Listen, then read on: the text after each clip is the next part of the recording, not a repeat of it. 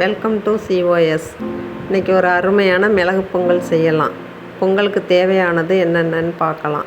1 tumbler பச்சரிசி, 1/2 tumbler பாசிப்பருப்பு, துருவின இஞ்சி கொஞ்சோண்டு, ஒரு 1/2 ஸ்பூன் மிளகுத்தூள், ஒரு 1/2 ஸ்பூன் ஜீரகமும் மிளகும், ஒரு 10 முந்திரி, 2 கருவேப்பிலை, 2 பச்சை மிளகாய் கீறினது. இப்போ கடாயை அடுப்பில் வச்சு இந்த பாசிப்பருப்பை போட்டு லேசாக சூடுபடுத்திக்குவோம். அடுத்தது அரிசியையும் அது மாதிரி சூடுபடுத்திக்குவோம். லேசாக சூடுபடுத்தினா போதும். அப்போ தான் ரொம்ப கொழகொழப்பு இல்லாமல் இருக்கும் பொங்கல். அதனால தான் வறுக்கிறேன் லேசாக.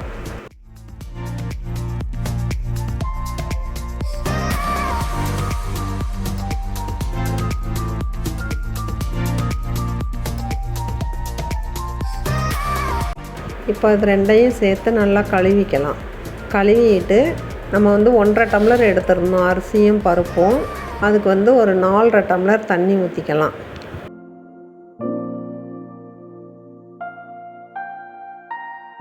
தேவையான அளவு உப்பு போட்டுக்கலாம். கீறி வச்சுருக்க 2 பச்சை மிளகாயும் போடலாம். ஒரு சிட்டிகை மஞ்சத்தூள் போடலாம், கொஞ்சம் கலராக நல்லாயிருக்கும். 1 ஸ்பூன் எண்ணெய் ஊற்றிக்கலாம். இது எதுக்குன்னா மேலே பொங்கி வராமல் இருக்கிறதுக்காக. இப்போ குக்கரை மூடி வச்சு 2 விசில் விட்டு 5 நிமிஷம் சிம்மில் வச்சு ஆஃப் பண்ணிடலாம். இப்போ பாருங்கள் பொங்கல் கலர்ஃபுல்லாக எவ்வளோ சூப்பராக இருக்குன்ட்டு. அடுத்தது நம்ம பொங்கலை தாளிக்கலாம். அதுக்கு தேவையானது 2 ஸ்பூன் எண்ணெய், கொஞ்சோண்டு நெய். நீங்கள் வேணால் நெய்யே ஊற்றிக்கலாம் ஃபுல்லாகவே. நான் நெய் போடல, கொஞ்சம் தான் நெய் போடுறேன்.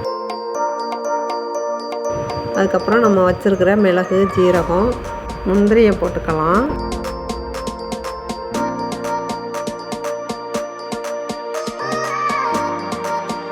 கருவேப்பிலையை போட்டுக்கலாம். இஞ்சியை போட்டுக்கலாம். துருவி வச்சுருக்க இஞ்சியை போட்டுடலாம். கடைசியில் நம்ம இந்த 1/2 ஸ்பூன் மிளகுத்தூளை போட்டுக்கலாம். அந்த மிளகுத்தூள் போட்டோம்னா நல்லாயிருக்கும் வாசனையாக பொங்கல். கடைசியாக இதை போட்டு நம்ம எடுத்து இப்போ அந்த பொங்கலில் கொட்டி கிளறி விடலாம். அருமையான பொங்கல் ரெடி ஆகிடுச்சு பாருங்கள்.